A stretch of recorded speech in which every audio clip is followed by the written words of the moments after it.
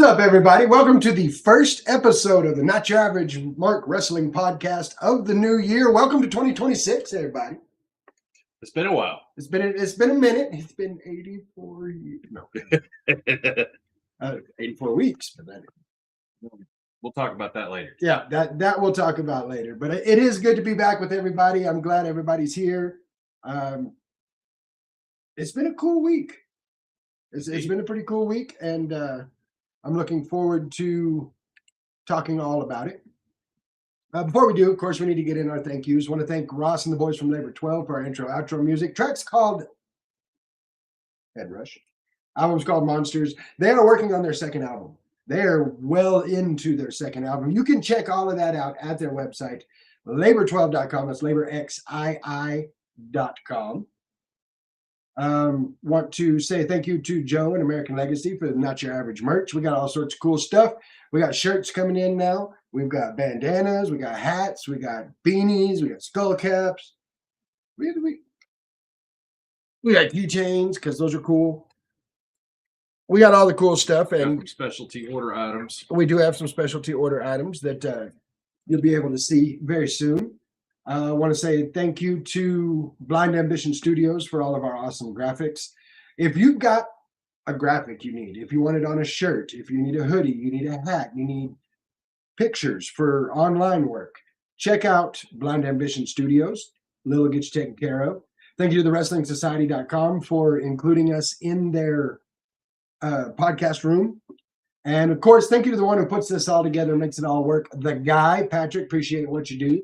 One of the things he's been doing, which is pretty cool, is our Discord. We do watch-alongs for Raw. We do watch-alongs for SmackDown. We do watch-alongs for PLEs. We've done a watch-along for the Clown Show, like NXT. Like we have a lot of fun with it. It's a chance for all of us to get together and watch some wrestling.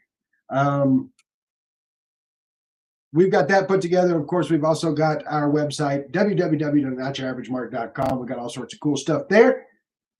So, before we get too far into things, let's take a look here and see who we've got around. We've got Erin Marie. Hey, what's going on? We've got Reese and Amy. So glad that you guys could be with us. Spectre Squad. We got the Spectre Squad out here. Janine Wade. Dean Stevens. Jello, what's up, brother? Claiming online, a report has been spread claiming that Jericho is now expected to re-sign with AEW after last-minute big money offer from Tony Khan. I am so far past not caring anymore. I mean, it would be cool to have him there, but at the same time, yeah. Speaking of that, let's get into some wrestling, shall we? I mean, it is a wrestling podcast after all. Did you get hit in the head? No. You forgot a thank you. That piece of awesomeness. Right? Oh, yes. The piece of awesomeness right here. Thank you to my boy J-Reb, J-Reb's 3D printing. If you have a logo, something you want in a light box that looks like that, check out my boy Cameron, jrebs3dprinting.com. He'll get you taken care of. Now, back to the wrestling. Let's talk about wrestling. Let's talk about SmackDown being 3 hours for the first time. You know what? To be completely honest, I think they do better on a 3-hour program with SmackDown. I think so too. They have time to let some things breathe, and they have time to bring some people in that might not get some TV time otherwise. So I'm digging it. I really am. Yeah. Of course, starting the show with The Miz, like they're showing the Cody Drew video stuff, but having The Miz interrupt that, grade A. Love it. No one plays the upset talent quite like The Miz does. You're not wrong. So he comes in and he talks about his grievances, about not being in Cena's retirement tour.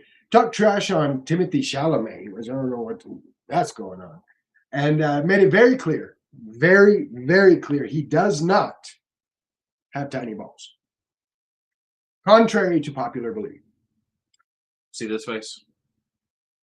I'm on the verge of not caring about Mrs. Tiny balls. So, as he's talking about not having tiny balls, of course, Orton's music hits, which pulls a huge pop. Yes, absolutely. The Viper coming back after a little bit of a hiatus. So, happy to see him back. Miz doesn't get mad and be like, why are you coming out here? This is my job. No, he's like, yes, make noise for Randy Orton finally, because we Are the adults in the room? Are the locker room leaders, and that we should have a tag team. Should be called Ms. KO, which earned him an RKO, by the way. Put him on his face Twice. However, that was the first one. However, Randy Orton, consummate professional that he is, picks him up, wishes him a happy new year, and then RKO's him again to a huge pop. Oh, yeah. I thought it was great. It's a great way to open the show. Went from that to the Kabuki Warriors, Nia Jax and Lash Legend going up against Rio, Alexa Bliss, and Charlotte Flair. I don't think there's any question that the women's tag division is heated up. Heated up, hell. Somebody poured gasoline on that, and it is completely on fire. I agree wholeheartedly, and this was a testament to that. Awesome match. Everybody got the chance to show out. In the end, we get Io Sky hitting the over the moonsault on Kairi Sane, get the win. I dug it, man. I like what they're doing with the women's tag division. I think it's spot on, and I think they need to continue that. So after that, we get Kit Wilson coming to the ring, which that was toxic. It was toxic, completely toxic. One of the things about that, his partner. This does not bode well. Him coming out, he came out with new music, came out with a new outfit, and it doesn't look great for in return anytime soon for his partner. Well, sometimes those things happen. This is true. Well, the internet whining community has all kinds of shit to talk about that, because they say, oh, well, y'all can do that with Kit Wilson, but you can't do that with Montez Ford. Shut up. I agree. Hush your mouth. He comes out and starts talking trash to the fans, of course, about how toxic they are. He says, you and you and you, toxic, toxic, toxic. And woo, woo, woo. Who should hit the ring? Was it Zack Ryder? No, was not Zack Ryder. It was Matt Cardona. That's right. You heard me. The king of the indies is on SmackDown. And officially on the roster. Yes. Not just a one-off. We will make you popular. Yeah, okay. I kind of thought we were, but looking over at the chat, Mike Petty's in. Mike, what's up, man? Glad you could join us. We're doing well. Hoping you're having a good new year. Jello saying it seems the announce crew cannot say RKO without immediately following it with out of nowhere. I didn't think they were out of nowhere. I thought they were pretty blatant. They were pretty much there. This was a good match. Matt Cardona, I mean, come on now. It's Matt Cardona. Kit Wilson, a good wrestler in his own right. But put him in there with Matt Cardona. Great match. Matt Cardona gets his first WWE victory in over 6 years. Sweet. I dug it. I did too. And there's been a lot of talk on the about promoters getting upset about the fact that Matt Cardona was supposed to be here on X date. Now we've already bought plane tickets and everything else. Trust me, there's one thing I do know about Matt Cardona. He's going to make that right for the promoters. Oh, absolutely. Matt Cardona, that's who Matt Cardona is. Looking over at the chat, and Spectre Squad saying you can't make someone popular who's already popular. You know what? I agree with that. I agree with that wholeheartedly. Houston out here repping the Texan Tag Team podcast. Yes. Glad you could join us, Houston. Glad you could be here. Jordan Grace talking to Nick Aldis about coming to SmackDown. I'm pretty sure everybody's interested in that. Yeah. Apparently the champions aren't very happy about that fact. No. Would you be? No, Jordan Grace gonna come in and whoop your ass. but yeah, Chelsea Green making it seem like it was a nothing thing, and Jordan saying, "Well, you know what? These people are trying to convince me a little bit more than usual." So that takes us into Sami Zayn and another NXT talent making their way to the main roster. One Trick Williams, Mr. Whooped at himself. Pretty obvious that this is going to be Trick's first feud when they pull the trigger. He comes out, interrupts Sami Zayn, and I like that Trick called himself a mix of Michael Jordan, Mike Tyson, and Michael Jackson. Like, I thought that was cool. Now him telling Sammy that he wants gold, it's not going to take him 20 years to get it. Damn, some fighting words. That's going to get ugly. But I'm here for it, man. That's going to be a good feud. I'm so happy about the fact that Trick is getting back on the main roster. I mean, starting his WWE career out as the guard for Apollo Crews, and now look where he is. He has made himself a must-see talent. He really has, and I'm here for it. Like, I can't wait. We've got Jello saying a report says Jordan had an implant displaced. That doesn't sound good. That doesn't sound good at all. Carmelo Hayes and Johnny Gargano. Before we talk about the match, I love the fact that Ilya Dragunov asked Carmelo Hayes straight up, "Are you going to continue the U.S. Open Challenge?" And Melo was like, "Yep, sure am. After I get done with this, Open Challenge." So I like that they're going to keep that going.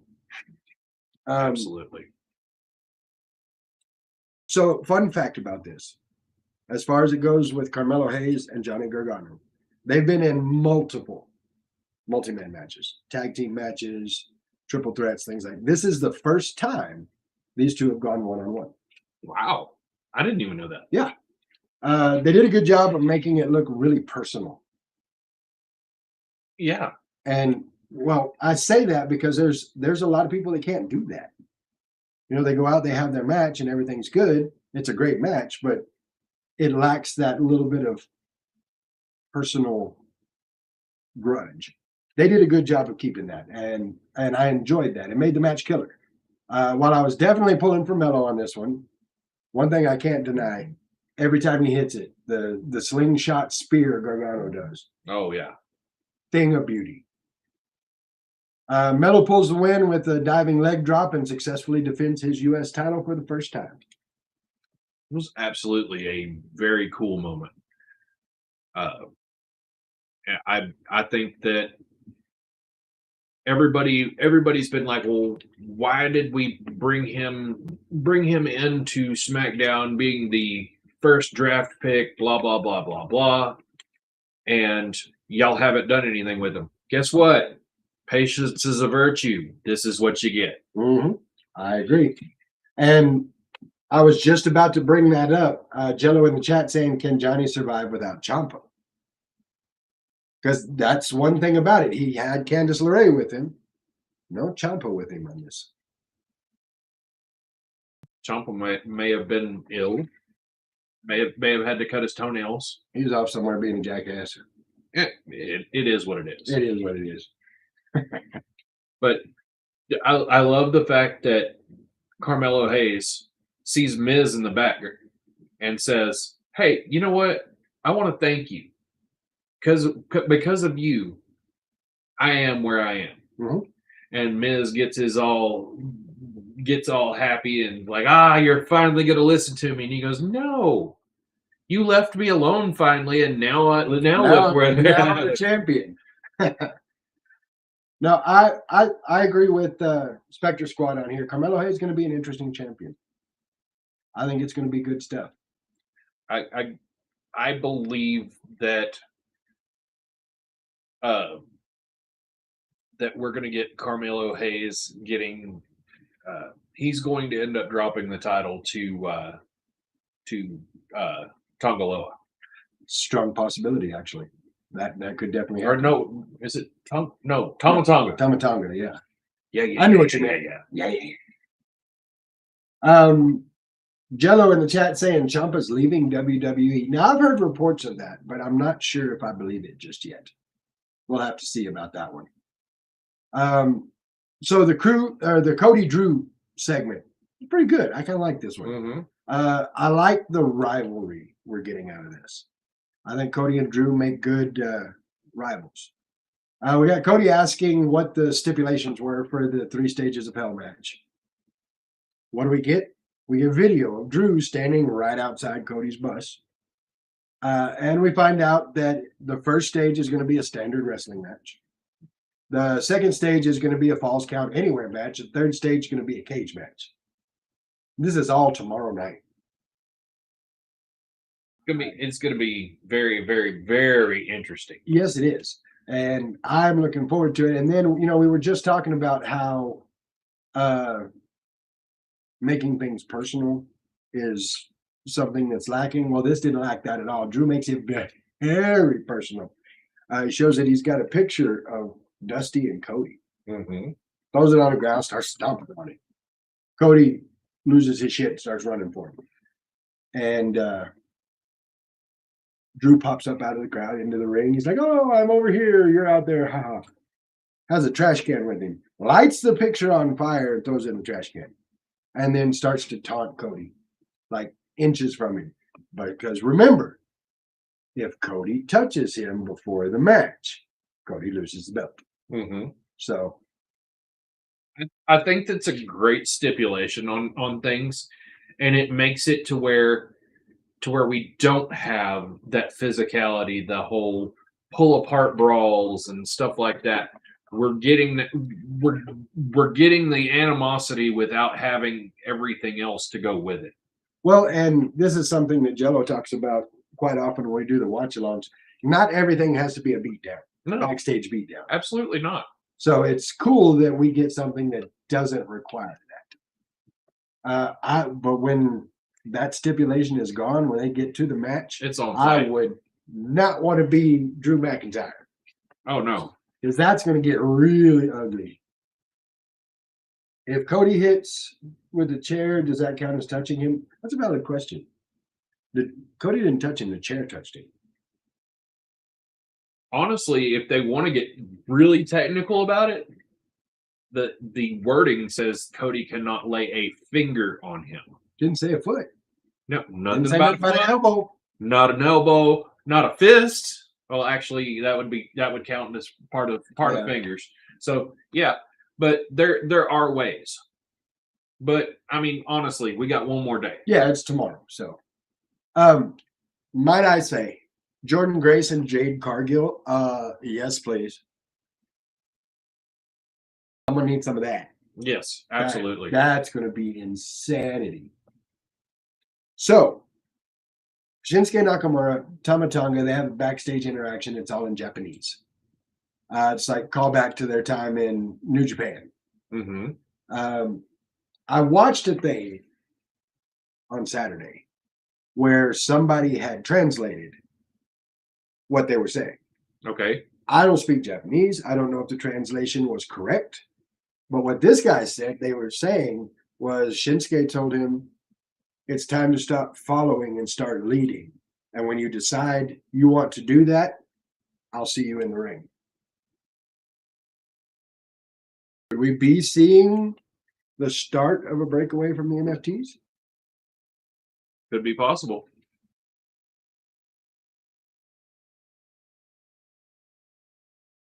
I think I like the MFTs.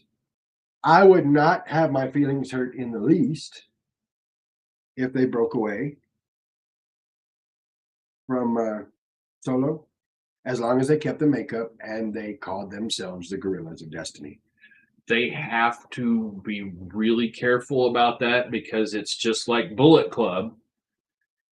Those things are that intellectual property is owned by New Japan Pro Wrestling. Fair.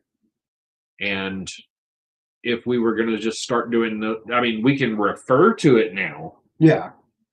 we can refer to those kind of things because WWE is not the only one in the game anymore. Because ever since Triple H got there, we lost that whole mentality, Right. which I'm so a fan of. Oh, I am because too. We're 100%. we're talking about wrestling history now instead of just what happens on WWE. No, I agree wholeheartedly. I'm a big fan of that. Chelsea Green versus Julia. A match that Chelsea Green has spent most of the night trying to get out of. Oh, for sure. She does not want to have this match with Julia. Do you blame her? Not in the least, because Julia beat the hell out of her. Like tossed her around like a rag doll. I think the thing I liked most about this match, though, is how it put on display the growth in the chemistry between these two. Like, look at their first match together and look at this one, and look how much growth there is in that chemistry. Like, it's really, really good. The match was great. It swerved a whole lot of people, myself included, when Julia hit the Northern Lights bomb and got the win, and new Women's United States Champion. Yeah. Again, yes. So now Chelsea is not the only two-time United States champion. Jello saying it seems like the crowd absolutely refuses to get behind Julia, and I don't understand why. Like, I don't understand why the crowd doesn't get behind Julia. Julia is a good, I mean, she's got a good character. She's great in the ring. Julia is a good in-ring competitor. They have not put the work in that they need to with her character development. Yes, she has a character. Do we know anything about this character? Not unless you've been following NXT. Fair, but that's why they put Kiana James with her. Yeah, but we still haven't got that whole story yet. Hopefully, now that we've got the centerpiece back on her, where she's got the workhorse championship, that's whenever we can start telling the story about who Julia actually is, and we'll get some sort of a reaction. Okay, I can go with that. Now let's talk about what, in my opinion, was the match of the night. Okay. Damian Priest versus Aleister Black in an ambulance match. I will agree with that. That was a thing of beauty. That was two people beating the ever-loving hell out of each other. That's what that was. It's been a long time since I've seen an ambulance match, and this one did not disappoint. Because you worry about that, having a gimmick match that you haven't had in a long time. Are they going to be able to do it justice? And they did, in my opinion. They did it justice very well. And I like where they're going with Priest and Black. I think the two of them have real good chemistry, and I think they can tell a story with what they have going on. And I think adding Zelina Vega as part of Black's whole thing was genius. Yes, absolutely. Those two have great chemistry together on screen. And I think that it may not be a popular belief, but I think that Black and Zelina do a better job than Cross and Scarlett. I think so too. Don't get me wrong. I love Cross and Scarlett. Big fan. But I think they for what we're doing, they pull it off better there. Ooh, we got a new follower. I see that. Toby Blackcrest, thank you for the follow and welcome to the show. Glad you could be with us tonight. So this is a hard fought match with both these guys, felt this for a few days after that. Because think about what you had in this match. You had fighting in the ring. You had fighting outside the ring. Oh, yeah. You had fighting on the ambulance. Yeah. You got thrown off the ambulance through some tables. You had a razor's edge through windshield. I mean, it was a fight. It wasn't a match. It was a fight. And we had a cameo of Mommy. We did, in fact, have a Mommy cameo. In the end, Priest puts Black in the ambulance for the win. I think it was great. I think it was one of the better ambulance matches that I've seen. Yeah, absolutely it was.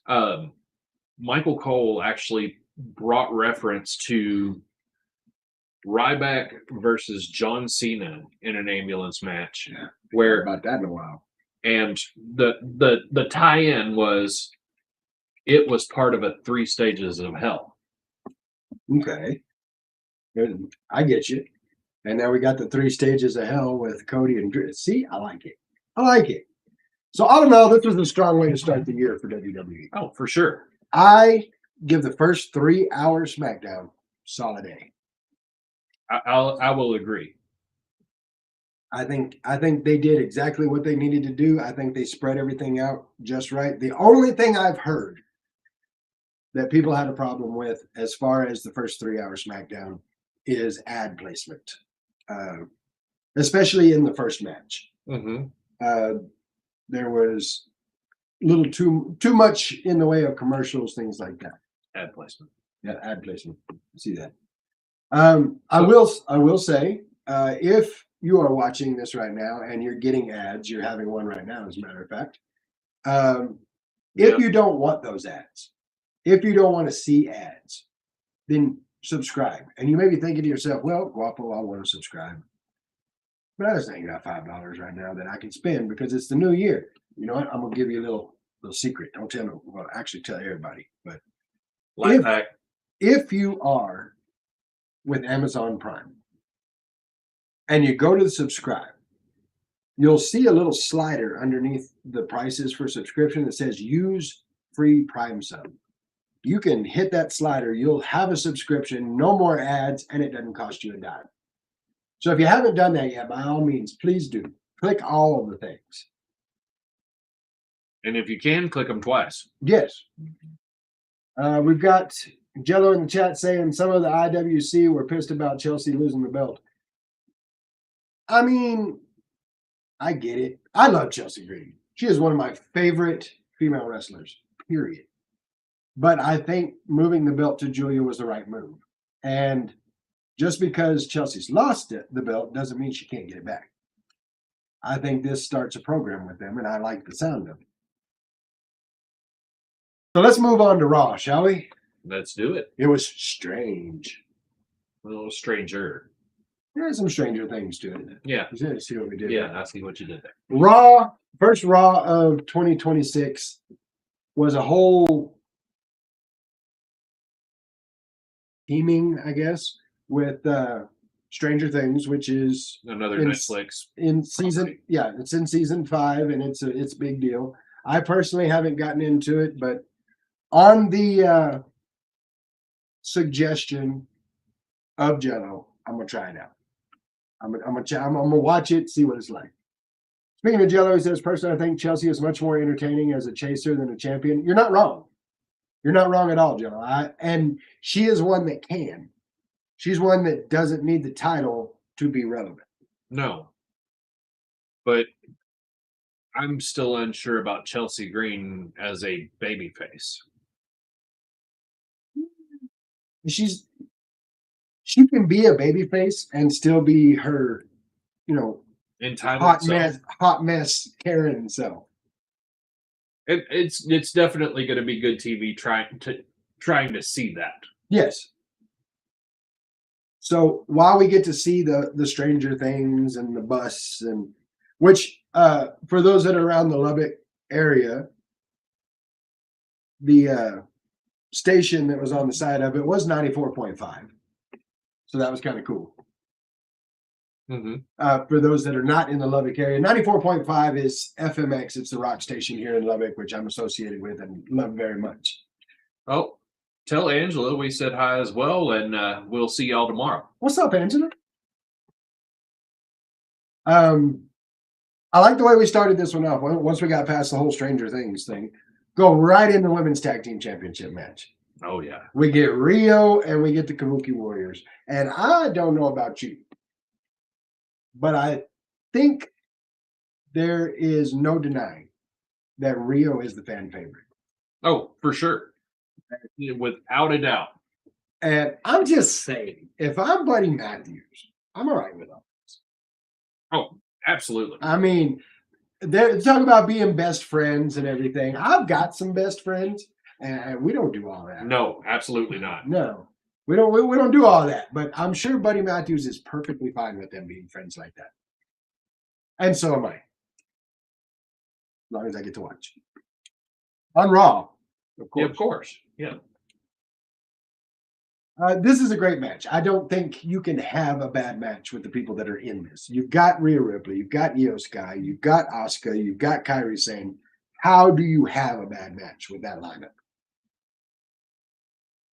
You don't. Exactly. And we didn't hear. All four of these ladies showed up, showed out, and in the end, we got not only a riptide, but followed that up with an over the moon salt for the win. Rio are your new women's tag team champions.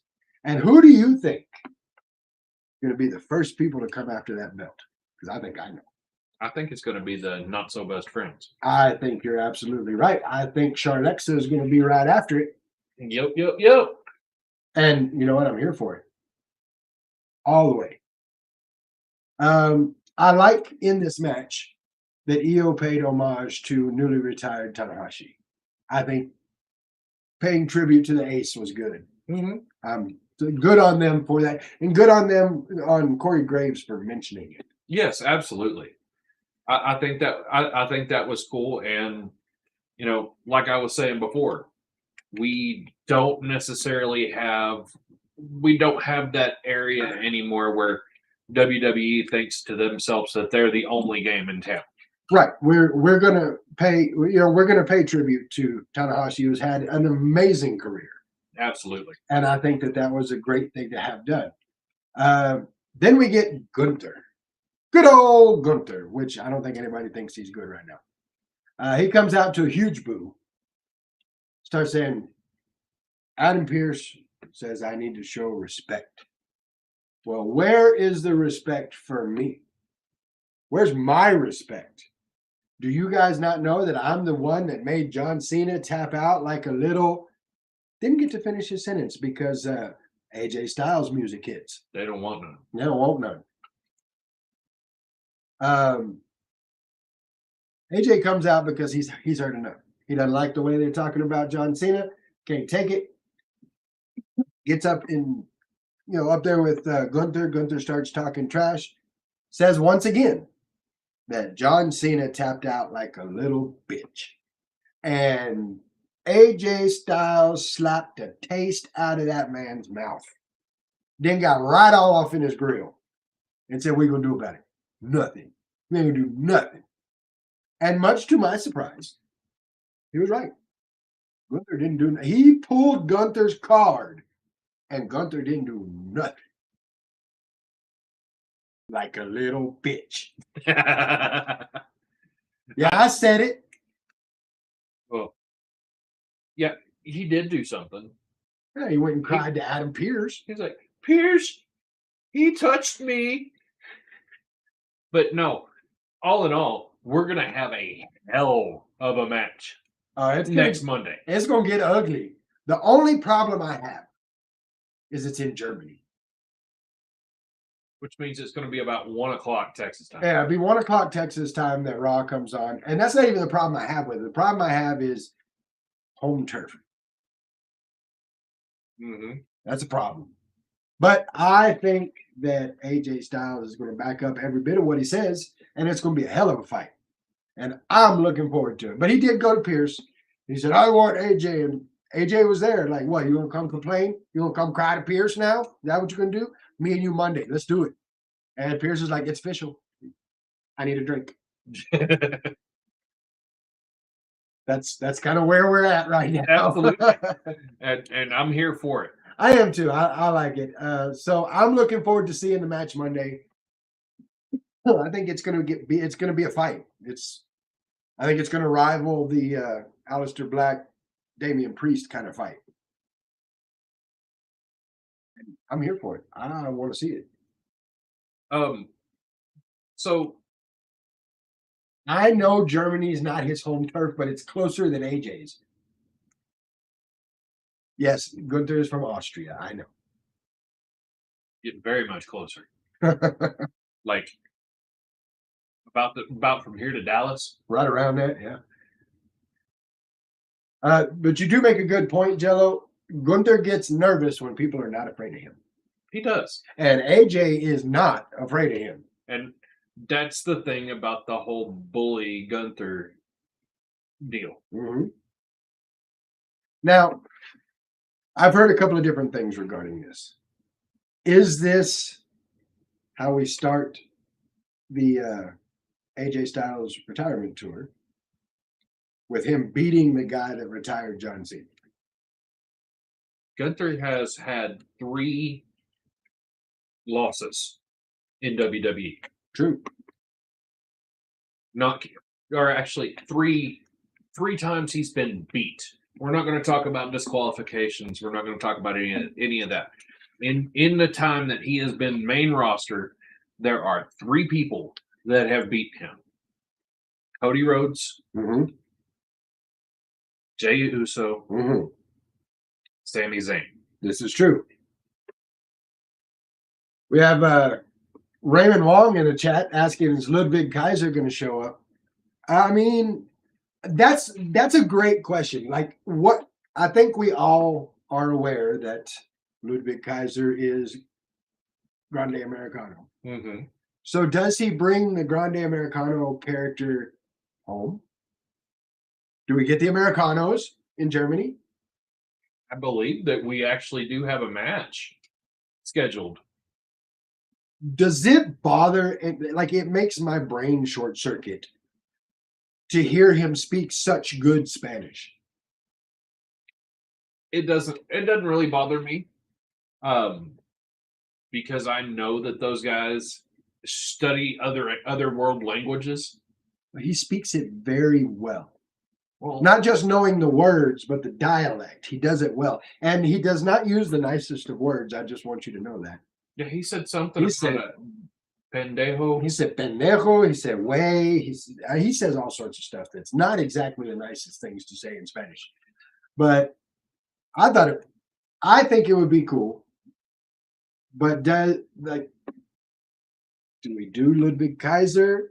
Or do we do Grande Americano? Like, what do we do there? Do we bring Chad Gable back? See, Chad Gable, oh my God. I showed you that picture of him. That Yeah, he's jacked. New Year's Day gym picture.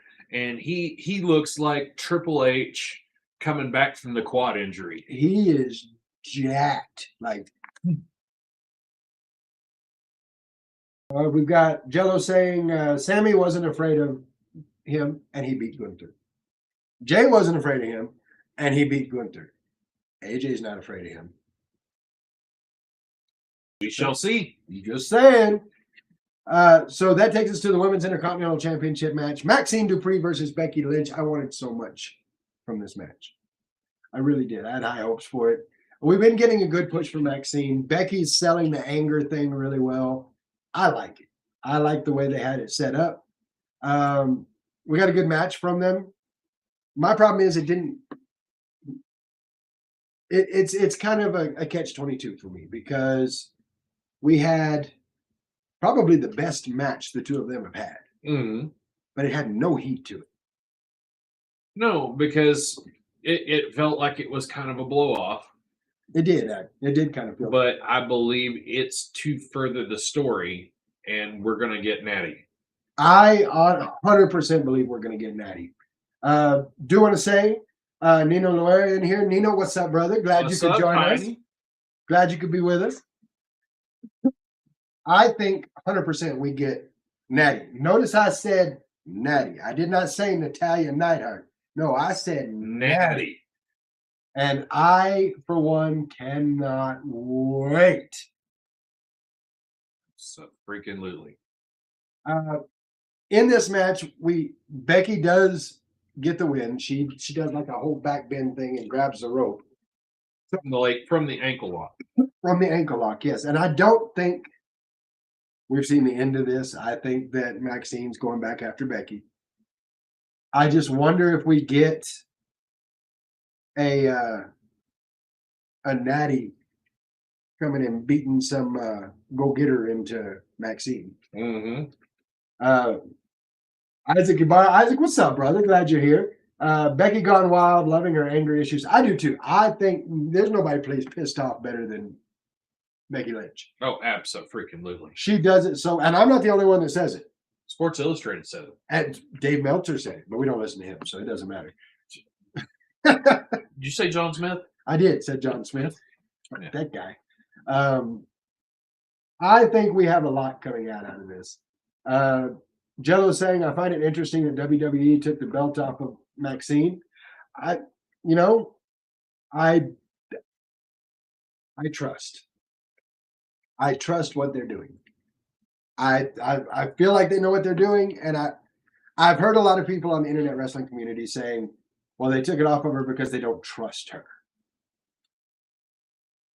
They don't have the trust in her to be champion. And they did take it off of Thea Hale in the same week. I understand that. I don't think that's the case. I don't think it's a matter of they don't trust her to carry the title or they don't think she's over enough. I think they're building something here. Oh, absolutely. And I'm here for it. I want to see where it goes. We are in a storytelling era. Yes, we are. And it is not just this is what we're telling tonight. This is hey, we've got an objective 1 year from now that y'all aren't going to see coming. Well, and enjoy the ride. We've got Nino asking why put the belt back on Becky. I think that putting it back on Becky, making Becky the road bump for Maxine is smart. I think that we get,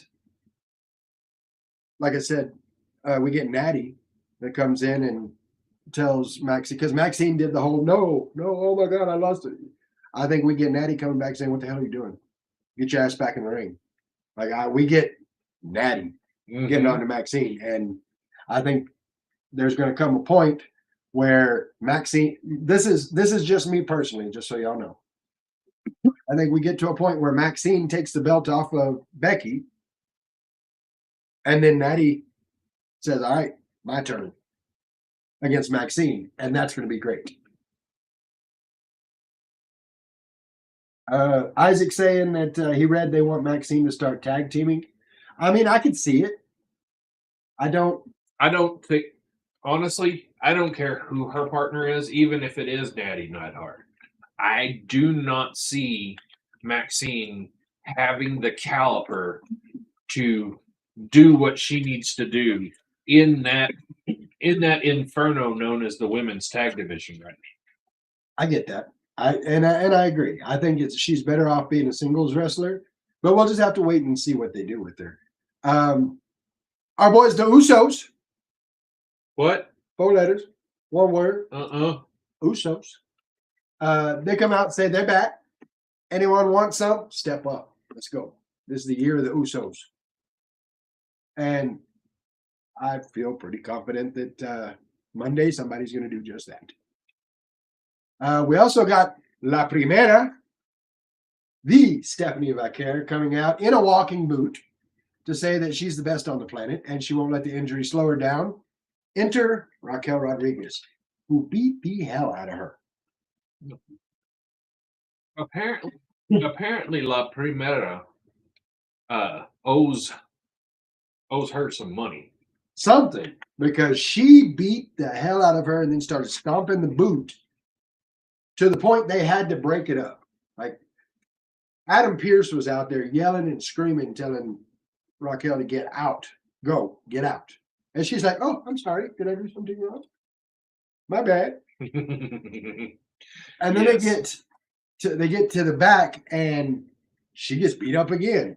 Now, I will say this. I saw a picture of the gentleman helping her to the back. He's holding her hand and she's holding onto his arm to help. That man had a smile on his face like that was the best day of his entire life. Well, if you were in his shoes. Oh, yeah. Isaac saying the Usos to me are overrated. They can be. I think that they made the right move, moving away from the main event Jey Uso thing and putting them back together as a tag team. I think that was the way to go. So I think things will get better. The IWC freaked out about the walking boot. I'm sure they did. They freaked out about everything. Are they breathing? This is not over between Stephanie Vaquer and Raquel Rodriguez. And I like the fact they're giving Raquel Rodriguez the attention that she's been fighting for. I would like it's about that time. So I'm happy to see that. Absolutely. Speaking of things I'm happy to see, Lyra Valkyria versus Liv Morgan. Man, that was a match. Yeah, it was. It's of course Liv Morgan's first match back in over 6 months. And she had like 0 ring rust.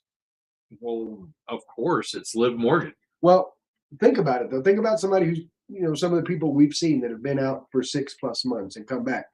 They're a little slower on the step. They're maybe don't hit the ropes quite as hard. Not Liv Morgan. No. She was all in from bell to bell. Well, she kind of has something to prove right now. She does. And I think Lyra Valkyria was the perfect opponent for her. Oh, absolutely. Like these two absolutely tore it up.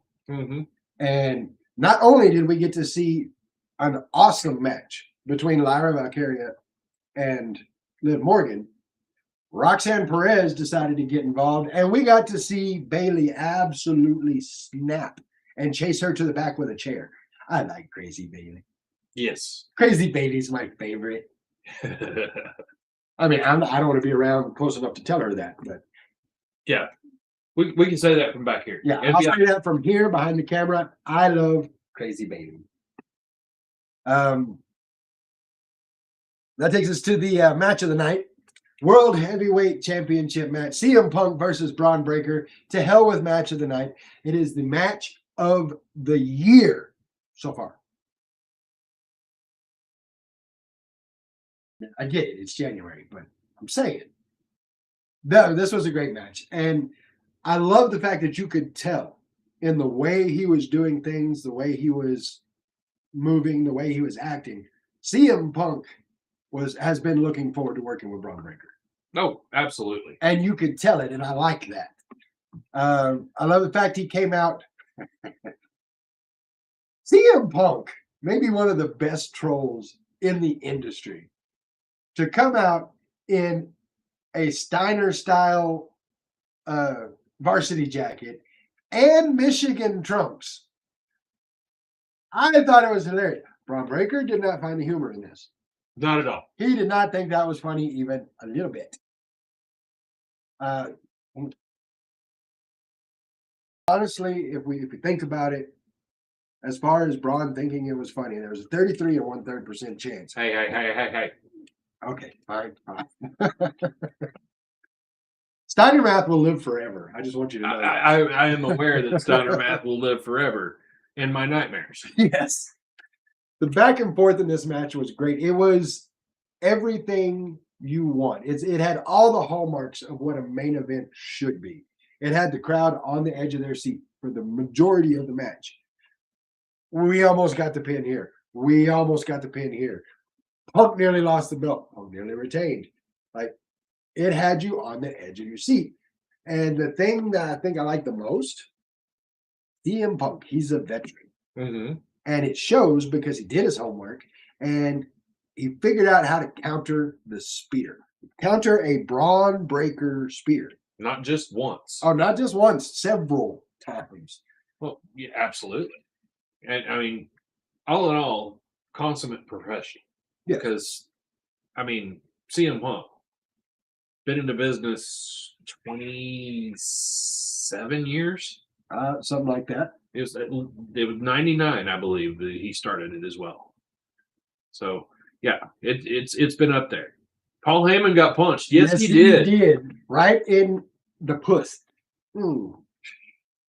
He got cuckoo cachooed. Walrus. Yes, that walrus did. We've got Isaac saying Braun versus Punk was absolute fire. And yes, I am all over your podcast. Good. You need to be all over the podcast.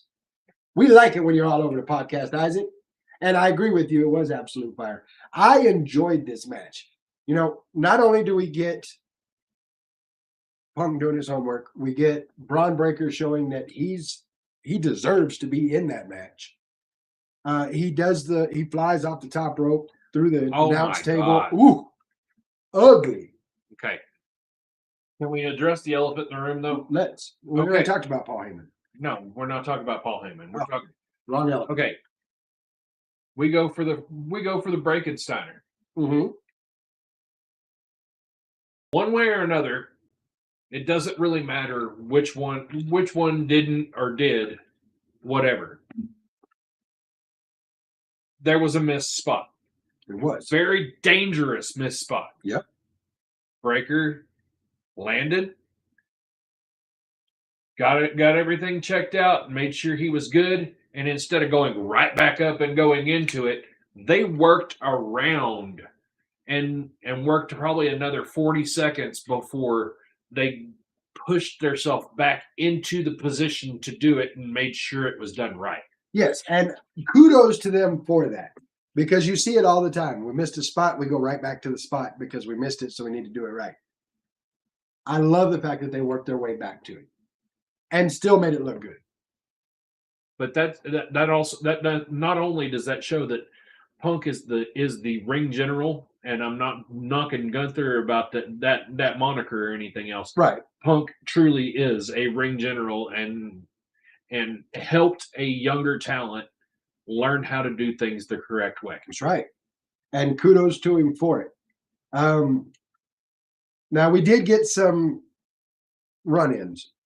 Like the Vision ran in, Mysterio, Dragon Lee, and Penta came in, took care of them. They battled out. Did it affect the match? Not really. No. But it moved that storyline. And to be able to move the storyline in the middle of a match, it's just good booking. Mm-hmm. Like, I think they did really, really well. In the end, we keep talking about how Punk was able to figure out how to counter Braun Breaker's spear several times. And in the end, it was one of those counters that won the match. Mm-hmm. Braun goes for the spear. Punk hits him with a knee, knocks him senseless. 1 GTS later, 1, 2, 3, he gets the clean pin, which shocked me. I went into that show, into the show and then into the match on the watch along, saying that there's no world, there's no universe in which CM Punk is going to get a clean win on Braun Breaker. I expected a schmoz ending. Just so they could go to Saturday Night's main event. Just so they could go to Saturday Night's main event, exactly. That's what I was expecting. So I was pleasantly surprised when we got the clean victory from CM Punk. It was art. To put it lightly, it was art. Yeah. That was freaking Michelangelo, Picasso, whoever you want to, Van Gogh. This was wrestling art. I agree wholeheartedly. Great way to start the year off for Raw. I give this episode of Monday Night Raw an upside down A. I see what you did there. You see what I did there with the Stranger Things and the upside down? Yeah. See? Yeah, I like it. See, I pay attention to things. So now that we got that out of the way. Well, hold on. I do want to make mention of what Jello is saying here, because it's important. They broke the spell that Braun Breaker is unbeatable. Yes. Because that is kind of the thought process. Nobody beats Braun Breaker. And they showed he's not unbeatable. And I think that was important. And I appreciate you bringing that up, Jello. Because to have that unbeatable streak, where do you go with that? If we'd had the schmoz ending, they would have gone at each other again. There's going to be a point at which Braun would take the belt off of CM Punk. Mm-hmm. And that still may be a thing. It very well may be a thing. But this proves that he's not always that guy. He can slip on the banana peel. He can mess up, and he can get beat. So what does that do for the story going forward? Now we have a motivated Braun Breaker that's about to throw 29 other guys out of the Royal Rumble. 28 other guys, because LA Knight's winning the Royal Rumble. I'm telling you, LA Knight is winning the Royal Rumble. Yeah. Okay. You have your opinion. I'm not saying that Braun's winning. I'm saying that's the motivation factor now. Oh, 100%. That's where the story's going. That's kind of what I see as well. So, have you heard some of the things that have been going on in the world right now? I have, and I've written some of them down in a segment we are lovingly going to call WTF. And that is not a calendar thing. That is not a Wednesday, Thursday, Friday. No, it stands for what I'm not going to say that word because I already said it once and then it get a different rating. And Yeah. you get the point. So, Darby Allin, Yes. his brother says, Darby, Yeah. I want to propose to my girlfriend and I want your help. You got an idea. Oh, right? Yeah, I mean, they're going to propose. Yeah. Oh, no. No. Absolutely not. That's not how that works because No. he's Darby Allin. So, of course, the only way this is going to play out is his brother kneels down, gets ready to pop the ring out, and Darby lights him on fire. Look it up. Go to YouTube after the show and type in Darby Allin helps brother propose and watch the video on that. He lights him on fire. And now here's the fun part. Spoiler alert. She ran away. Do you blame her? And didn't put him out first. I think that's a no. She was like, here, why are you handing me this? Here, you have this. I'm out this. She runs away, does not put him out. I'm pretty sure that's a no. I'm agreeing. I feel like maybe they're not getting married. What the hell? Now, this week is a historical week. Yes. This is week 84. And there's some of you that say, what does that mean? What? Okay. What do you mean week 84? It is the anniversary. It is the anniversary of week 84. Some of you may listen to a podcast with one Eric Bischoff called 83 weeks. 83 weeks. Because for 83 weeks, Monday Nitro beat Raw in the the ratings. ratings. This marks the anniversary of week 84. It is the first time Raw beat Nitro after an 83-week run. And let's go back to what happened on that Raw. Mick Foley, Mankind, wins the WWF Championship. And Tony Schiavone is like, I don't put butts in seats. Yeah. So, but you know what happened on the other channel that everybody changed the channel, but everybody didn't get to see what was going on the other channel. It was the finger poke-a-doo. Yes. It was the slap in the face of professional wrestling as we know it.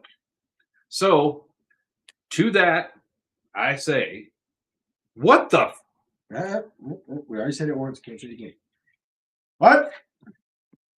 Let me look over here at the chat. We've got Isaac saying Braun should be champion at WrestleMania. There's that possibility, man.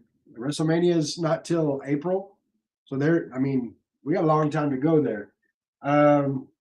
Jello saying, cannot wait to see Obafemi in the Royal Rumble. That is going to be huge. I'm looking forward to that myself. Raymond Wong, we couldn't stuff enough votes for Stan Callahan, Indy Fanatics, Texas 100 for anyone to make the list. I was so sad about that.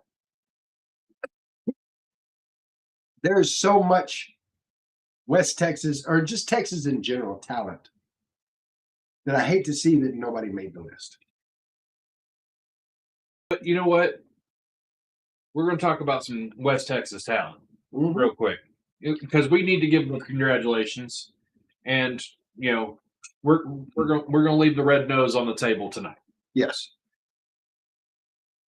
Logan Knight, Spotlight on AEW Dynamite last night.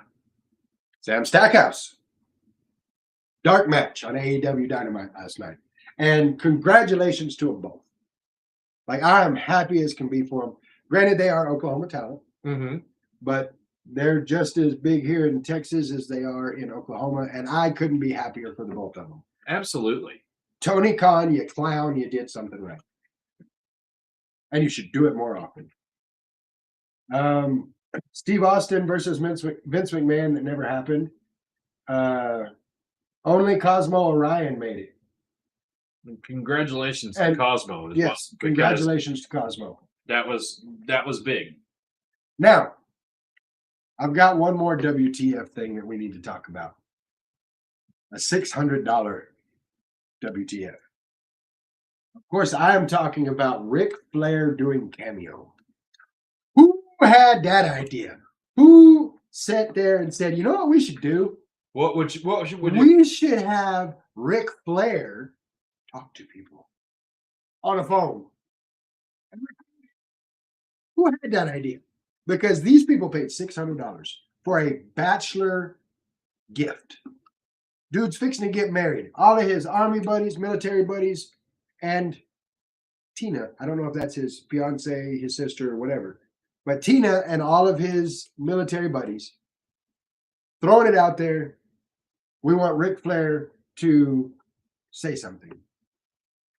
J Reb says Charlotte did it. It was Charlotte's idea. So $600 later, Ric Flair is drunk out of his mind and kind of reads the prompt and then tells the dude, you're getting married. Why would you do that?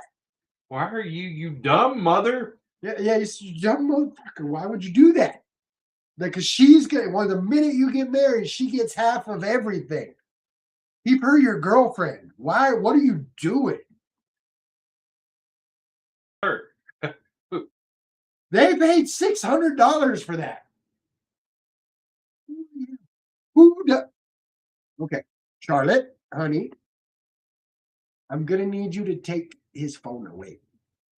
We can't do that anymore. Because damn. Yes, absolutely. Because, yeah. Raymond Wong saying Ric Flair turned into an old drunken guy. He sure did that.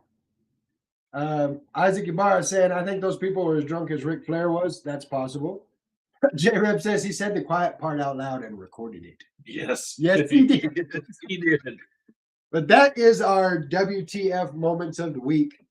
What in the look? We have to take away Ric Flair's ability to talk to people. Oh. Okay. Charlotte. We all love the old nature boy. Been a great guy. Right now, we need to invest in a nursing home. Yes. And with no phone access. Raymond Wong makes the perfect point here. Who thought Ric Flair is a good idea to get a congrats on a wedding?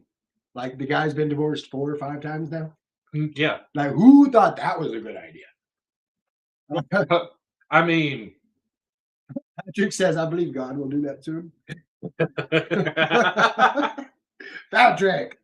Yes. I mean, you're not wrong. Janine Wade, I love your podcast because I'm not able to watch WWE due to my side hustle. You know what? We love the fact that you love our podcast and we love having you here, Janine. Thank you so much. Now, it's time to talk some BCW. Yes, absolutely. This Saturday night, TMW Event Center, Levelland, Texas, BCW Texas Clash for Coats. First and foremost, let's talk about that. Yes. This is a cause that is very dear to me.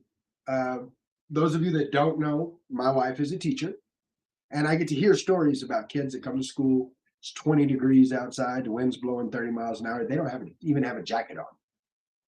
And for some of them, it's because they don't have one. So Mike and I talked, and we came up with an idea last year to do a coat drive for January because it's supposed to be cold in January. Like I think somebody forgot to tell Mother Nature that this year because it was 70 degrees today. But it's supposed to be cold in January. No, it's supposed to be cold on Saturday. Yeah, it's supposed to be, well, like 55. No, 48. That's next Saturday. Are we sure? 100%. Huh. Next Saturday is supposed to be like 48 degrees, but we're in the 50s and 60s until then. But what we do is we collect coats and we distribute them to the local schools. So that if you get that kid that comes to school in a shirt and it's freezing cold outside, they can go home in a coat. So first off, kudos to you for agreeing with me on that and making this happen. And that's what we're doing this time. And our goal is 50 coats. Yes. We did 36 last year. Yes. Which all of you that donated, thank you so much. Y'all are awesome. Yes, absolutely fantastic. So what do you do to get? What do you do when you donate a coat? What happens? You get raffle tickets. Yes, you do. Special raffle tickets. I have at least 5 giveaways that I'm going to be doing all throughout the night. So you also ask, Mike, I don't have a coat. I don't have a coat to give. What can I do? Well, you can also purchase these raffle tickets, and anything that goes into this raffle fund, we are going to go and purchase coats with. Yep, and take them to local schools. So there's that. Now, other than that, we're going to bring action. Yes, we are. I don't think anybody would disagree when I say Lubbock Pro Wrestling 101 is teaching and putting together the next generation of superstars. Oh, absolutely. Like the next generation of superstars in pro wrestling are being made right now at Lubbock Pro Wrestling 101. And we get to showcase that. Absolutely. Nico North versus Tyler Spears in a student showcase match. And you know what's really cool? Was that I got to the privilege of being the referee for both of their matches at the Twas the Rumble before Christmas. And these kids are absolutely fantastic. They are. Nico North getting the victory over Jordan Slade, which is the guy that actually came back and won the Rumble. And Tyler Spears getting the victory over the current Lubbock Pro Wrestling 101 champion, Grand War. If I'm not mistaken, looking back past just a little bit past the Rumble, like before the Rumble, pretty sure Nico North has got a pin on the current Lubbock Pro Wrestling 101 champion. I don't know if that is the case. I have not been like completely. I have not been to everything as much as I would love to. Yes, but that's these two guys. They're going out there, and this is a respect deal. They respect one another. They're going to go out there and they're going to have a nice contest. They are, and I'm going to be. I'll be there for it. I'm looking forward to it. What? Okay, what are we wedding? What? Yes. No, I'm looking forward to this. Both of these guys, great in their own right. Put them in the ring together. It's going to be a good match. There's just no way it's not going to be. Guess who's back? Jed Bingham's back. Yeah. He's back, and he's enough. And so much so that he's put an open challenge out there.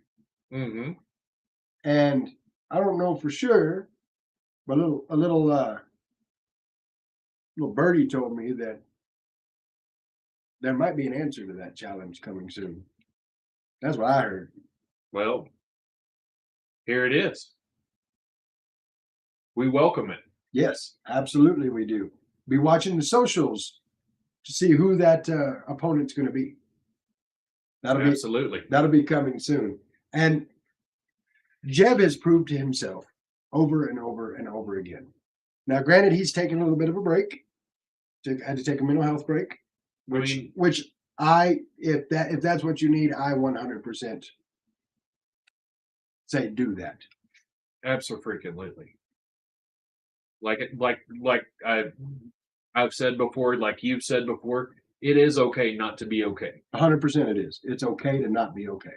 And sometimes you have to take a step back and reassess the situation and take a little bit of a breather.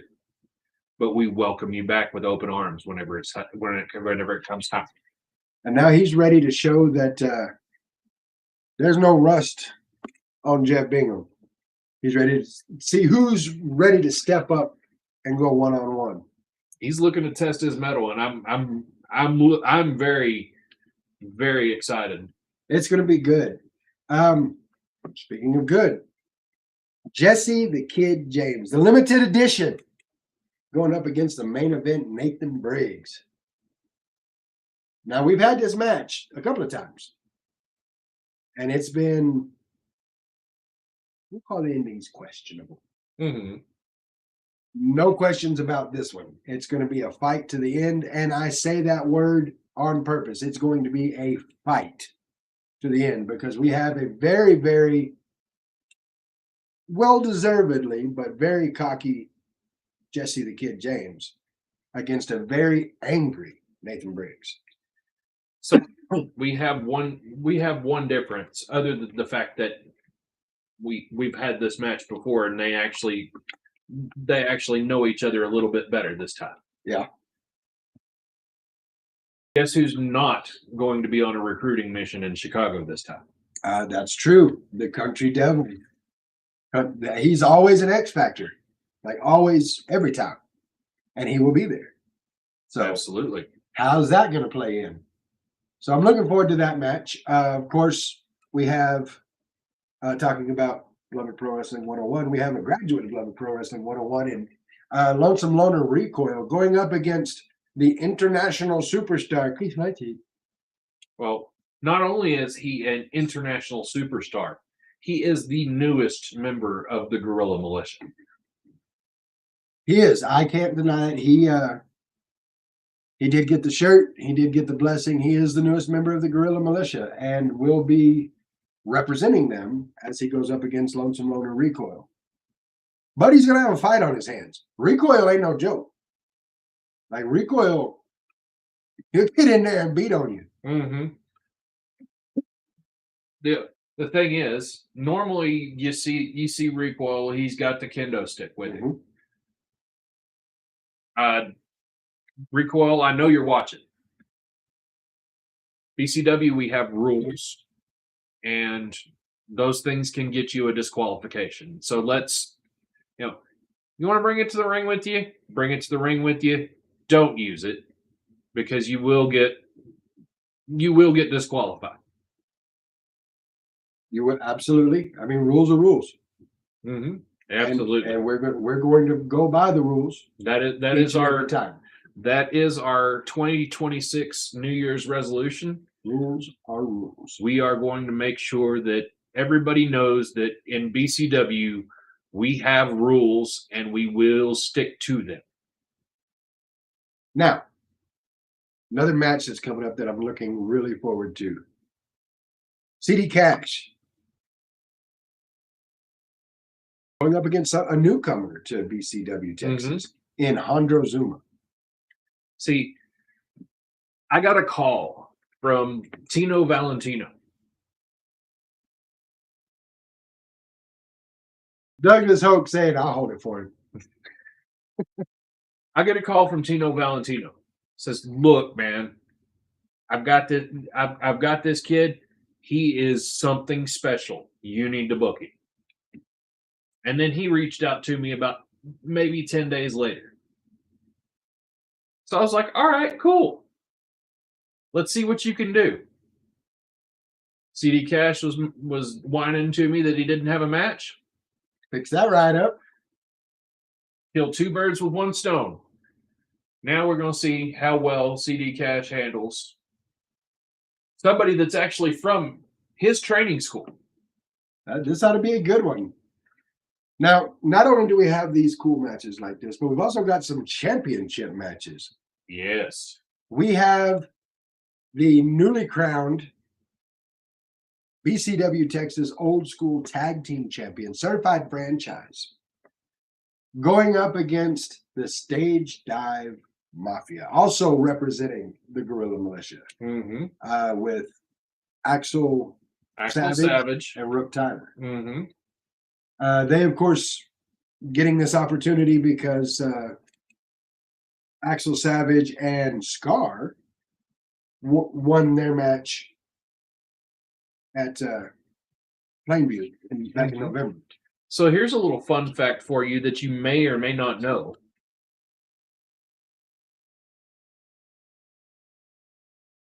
Rook Tyler and Axel Savage, Stage Dive Mafia, are former BCW proper tag team champions. Ah, okay. So they know a little bit about a little bit as far as holding gold. That they do, but you can't count out a team that's comprised of Mac to franchise And a and a certified go-getter, Draven Reed. Yes, absolutely. And just with those two right there, they have heart. They do. And They have heart and they have grit. big heart. Big clothesline. That too. They have big lariat. Axel and Rook are part of Guerrilla Militia. Yes, they are. They'll be representing Guerrilla Militia in this, trying to bring gold, tag team gold, to the Guerrilla Militia. It's going to be a fight. It's going to be a match that I, for one, will be paying close attention to. Mm-hmm. But that's not the only championship match we have going on. No, absolutely not. We have the BCW Texas champion, Emilio Guzman, going up against Marcus MD. It's Emilio and Doc, and it's going to get ugly. And I can't wait for it. Emilio has absolutely earned his title. Mm-hmm. Now, I'm not going to say he's earned the fact that he's kept his title because there have been some questionable outcomes. Mm-hmm. But this is 2026. Yes, it is. And rules are rules. Rules are rules. And he's going to find that out. Doc, absolutely deserving of a title shot. 100%. He was supposed to have the title shot in November. Yep. Unfortunately, he had an injury that he was not cleared. And now he is. So we still owed him that. So we're making this right. And it's going to be a hell of a match. Just no question about it.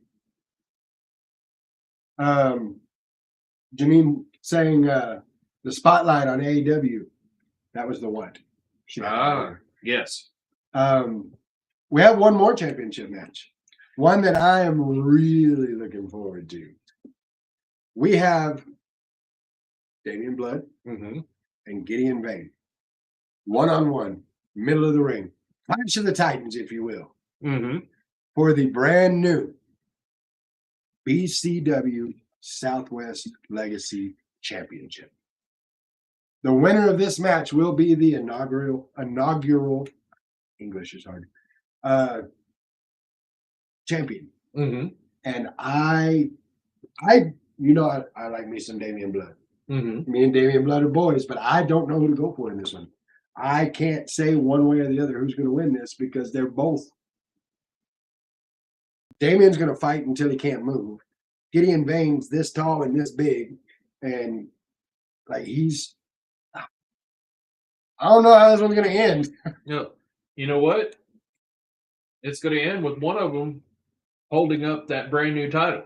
Yes, it is, and I cannot wait to see which one of them is going to be. But this is going to be one of them is not going to be moving by the end of the match. That's the only way I can see this one ending. Absolutely. Because Damian Blood is all fight all the time. Gideon Vane is all fight all the time. The Red Dirt Devil versus the Renegade. I can't wait. I can't wait either. It's going to be good stuff. Janine Wade saying, can't wait to see Jeb. I can't either. Jeb, I've always, since I've started in this, enjoyed watching Jeb wrestle. And I'm glad that he's back. I'm glad that he's where he needs to be back. And I can't wait to see him wrestle. I second that because, man, it has a different atmosphere without Jeb in the room. It does. I agree. I don't know. This Saturday is going to be big. If you're in the area, 202 Avenue H, TMW Event Center, Levelland, Texas, bring your ass and a coach. Yes, absolutely. I say things like that, but seriously, if you're in the area, you're not going to find a better opportunity to see West Texas Pro Wrestling at its finest than you will this Saturday night. 2 days from now, at the TMW Event Center for BCW Texas Clash for Coats. You are not wrong. Well, that brings us to 9:25. I think we've talked about just about everything we've got to talk about. So that pretty much brings us to the point that we give our final thoughts. Okay. So my friend, Mike Caldwell, for the people watching, for the people listening, for the wrestling world in general, the floor is yours, my friend. Okay. First things first. I want to start out by on your platform here, amongst all these people. Mm-hmm. Hi, Trips. What's up, Trips? Anyway, I am here to offer you a promotion. Okay. What? So not only are you still get to keep your general manager of BCW Texas title, Okay. but now you will be chief talent and a creative director. Chief talent and creative. Basically, The sound of that. your Trips. The BCW Texas version of it. Dude. Okay. Well, thank you for that. I'm honored that you'd allow me to do something like that. Wow. Good talent guy. Yep. I like it. Thank you for that. I appreciate it. I will try to do everybody proud. Very well. Now, things happen. They do. You know, we can't control everything. Sometimes things happen that are outside of your control. And what you got to do is you got to take a step back, take a deep breath, and say, you know what? I can control how I react to this. Absolutely. So take that with you. You can control how you react to a situation. Mhm. Either smile about it or throw a fit. You're in control. So, couldn't agree more. Looking over at the chat, we've got Janine saying the gorillas are awesome. Well, to each their own. Isaac says, I can't wait to see your not so friendly neighborhood, Vato, Emilio Guzman. Erin Marie, hope you have a good night. See you tomorrow. Douglas Hope with a congrats. Thank you so much. Appreciate you. And woohoo, love machine. Tomorrow, we will be right here on Discord. If you haven't done it yet, head to any of our socials and look in the About section. You can find the link to our Discord. And we will be right here watching SmackDown, watching the 3 stages of hell. Cody Rhodes, Drew McIntyre. It's going to be crazy. And we're going to watch it right here live. So if you haven't done it yet, go join it and watch it with us. As far as my final thoughts, once again, I want to say thank you to Mike for being on the show for this promotion. I'm kind of caught me off guard there. Thank you to everybody that's in the chat. You guys are the reason we do this. Like I can't say how much I appreciate you giving me a platform to do this, to talk wrestling, to interact with you guys. So thank you so much for that. If you're in the area, absolutely Saturday, be in Loveland, TMW Event Center for BCW Texas Clash with Coats. We also have Collision Course, Squared Circle Pro coming up January 24th, I believe. Mm-hmm. So that's going to be here in Lubbock at Jake's. It's going to be a great time. There's no better opportunity and no better place to see West Texas independent wrestling. If you haven't done it, what are you waiting for? With that, again, thank you, Mike, for being on the show. Thank you to everybody that's doing this. Thank you, Patrick, for making everything work. Until tomorrow, I'm Guapo. That's Mike Caldwell. We're not your average marks. See y'all tomorrow for the watch along. Yeah.